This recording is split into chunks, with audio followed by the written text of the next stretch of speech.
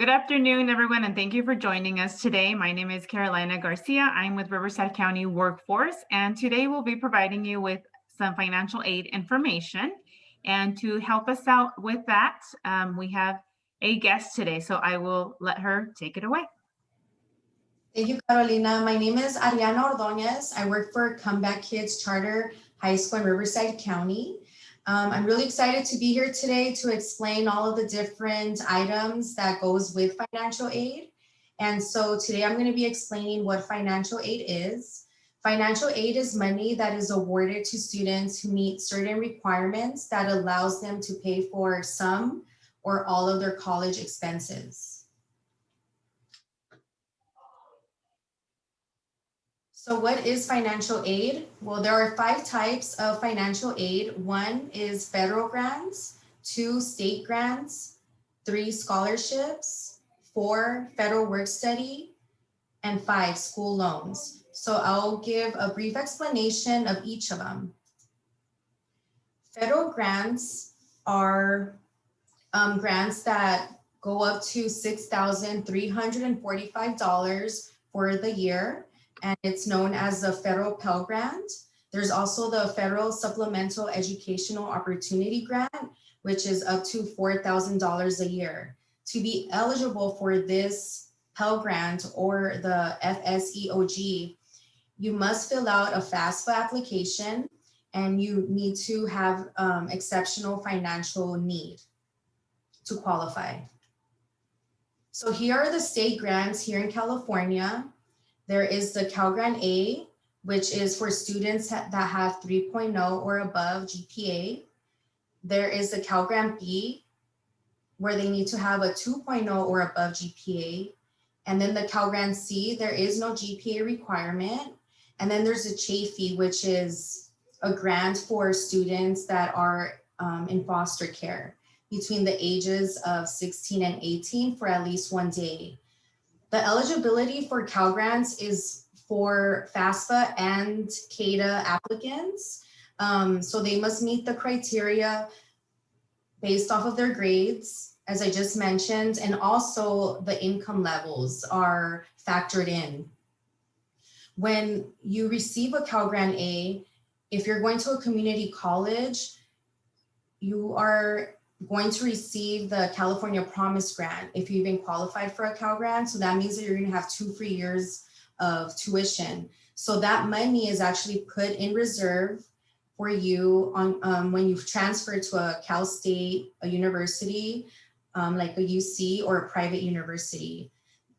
When you get offered a Cal Grant B, if you have a 2.0 GPA or greater, you will receive $1,600 at the community college level, at the Cal State level, and at the UC level. In subsequent years, tuition and fees go along with how much money you receive.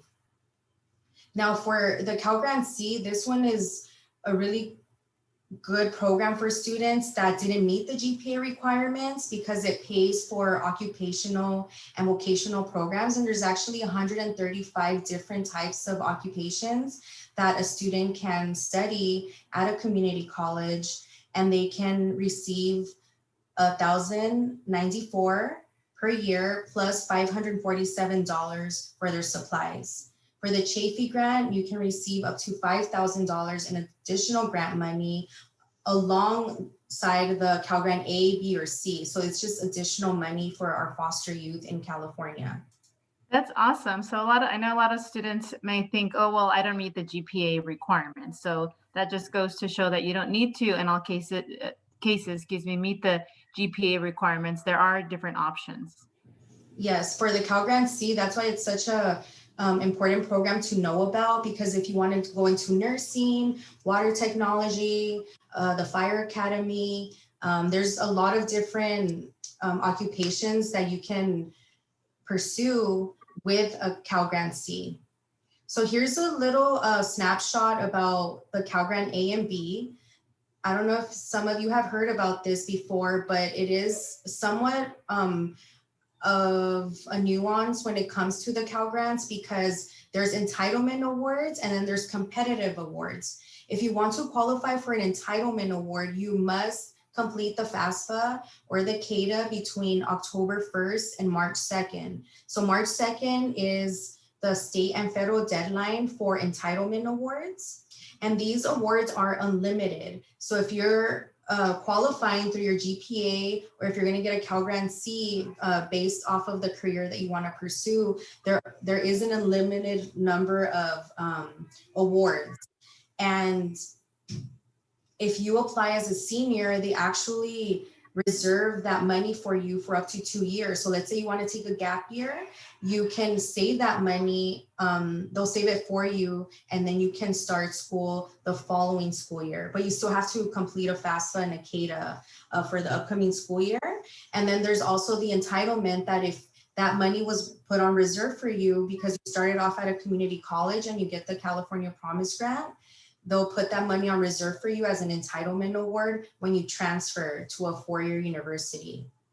And you must have a 2.4 California Community College GPA to get that entitlement award when you transfer.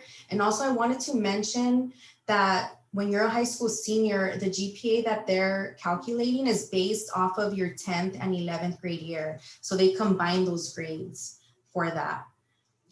So if you apply for the FAFSA after March 2nd, you'll be competing against other students that have applied after the deadline. So that's why they're called competitive awards. So there's only 41,000 awards given between March 2nd March 3rd and June 30th. So also the CADA applicants are now eligible for competitive awards. Before they weren't, but now they are. So, it's a really good way of getting financial aid if you miss the deadline. But we hope that you can turn in your FAFSA or your CADA before the deadline. And the deadline again for this year is March 2nd, 2021? Yes, March 2nd, and that's on a Tuesday. It's on a Tuesday, it falls on a Tuesday, but every year it's the same, October 1st through March 2nd. And it's been like that for at least 20 years. So here's the chaffee grant that I mentioned before for foster youth. If you are or were in foster care for at least 1 day between the ages of 16 and 18 as a dependent or ward of the court and have financial need, you may qualify for up to $5,000 a year for career and technical training or college. You don't have to pay this money back. You may also be able to use your grant to help pay for childcare, transportation, rent while you're in school. You can use your chaffee grant at any eligible California college or university or career or technical school, as well as schools in other states. So this is a federal program, and it's also used in California. And the eligibility is for FAFSA and CADA applicants. And on this slide, you'll see the website, because you do have to fill out a separate application. And this application is due by June 30th. So we also have students with dependent children, right? There's a lot of students that have children and they want to go to college, but they feel like they might not have the funds to pay for it. But this is a new program. It's about 2 years old, the Students with Dependent Children grant, and eligible students are the ones that fill out the FAFSA and or the California Dream Act application before the deadline, the March 2nd deadline. And each one, there's 3 different categories. There's the Cal Grant A, Cal Grant B, and Cal Grant C. So if you qualify for any of the Cal Grants, you will receive an additional award. So if you received a Cal Grant A and you're paying $0 in tuition and fees at the California Community College, you'll receive an annual access award of up to $6,000 per year. And so same goes for the Cal Grant B. And then for Cal Grant C, you'll receive up to $4,000 in additional money to what the Cal Grant C already offers you. So there's a lot of money that is put into education. We want you to be successful. We want you to go to college and pursue that career that you've always been dreaming about. We also have scholarships. So scholarships, you can apply to as many scholarships as you want. It's free money for books, gas, car insurance, a computer, clothes, food, rent, whatever you need money for while you're in college. A scholarship can help you pay for that.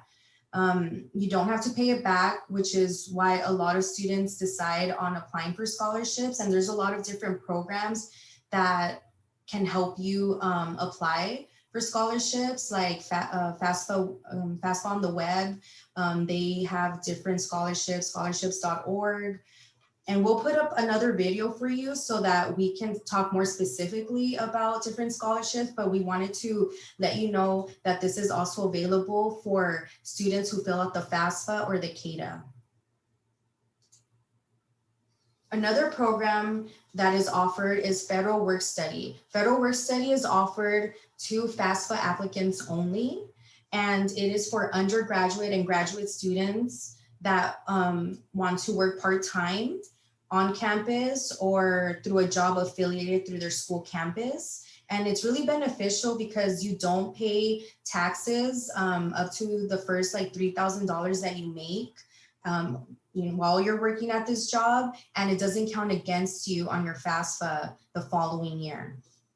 And also the school campuses, they want student workers, they want for you to feel like, not only do you go to school there, but you also have a working family as well. And it's really fun that you get to work there. And they're a little bit more lenient too, because they know that finals are coming up or you have a midterm. So they're a little bit more lenient when it comes to their student workers. It is. I from personal experience, I myself was part of the federal work study while I was in college. So it is awesome. It does bring you the opportunity to not only be close to work and school, but switch from one to the next. Like, oh, I have to go to class now. I'll be back. So very convenient, and so highly recommended. Yes, me too. I was part of the Federal Work Study program as well. I worked at the coffee shop my first year. Then I went over to the law library at UCLA. So, like I said, they work with you and, they understand that you're a student. Unlike other jobs where they might be a little bit more strict with your schedules, but when you work on campus, you can go from one class to the other and then maybe do some work in between. So it is beneficial. Thank you for that. And then, so the last resort are school loans. A lot of students think that having to go to college means that you need to get a school loan, but it really is the last resort. We want you to take advantage of the federal grants, the state grants, the scholarships, federal work study before you even decide to take out a loan.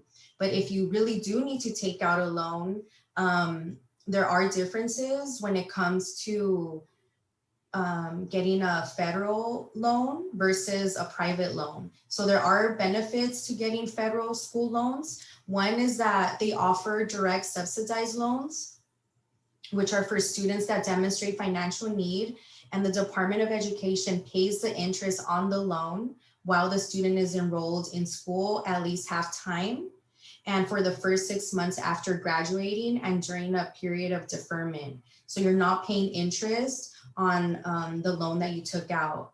Then there's unsubsidized loans, which are available to students, and they don't need to demonstrate financial need, but they are responsible for paying the interest on the loan immediately after disbursement. So even if you or your parents didn't qualify for any of the grants and you want to go to college and you know that that's the only way that you'll be able to pay for college, you will be offered an unsubsidized loan. Some benefits of choosing a federal student loan are low fixed rates compared to private loan companies. So you want to get a fixed rate. You don't want to get an adjustable rate, because that means that with the market, your interest rate can go up and down. You want a fixed rate, so it doesn't like all of a sudden go from like 3% all the way up to 25%. And there's also student loan forgiveness programs after you graduate that you can apply for teachers and nonprofit employees. So if you're working at a nonprofit, you can also apply to be in the student loan forgiveness program. And that means that if you make 120 payments to to the federal loan office, well, the Department of Education, your loan will be forgiven after 120 payments, which usually is about 10 years. So with that, Carolina, is there any other questions that you think students might have in regards to financial aid? Not that I can think of at this time, but please look out for additional videos that we will have on financial aid, more specifics, going a little bit into more detail on what we've covered today. So look for those videos on Rivco Workforce YouTube channel. And that's, I guess, it for today. Thank you, Ariana, for all your information. It is greatly appreciated. We thank you all for your time and hope that this has been helpful and beneficial. Please make sure to reach out to the school you're planning on attending for any additional information that you may need. They're more than happy to help you and assist you. Even if you don't know that you're going to necessarily attend that particular school, I know that the FAFSA application also allows you to choose more than one school. Thank you very much for joining us, and look out for additional videos for information for you.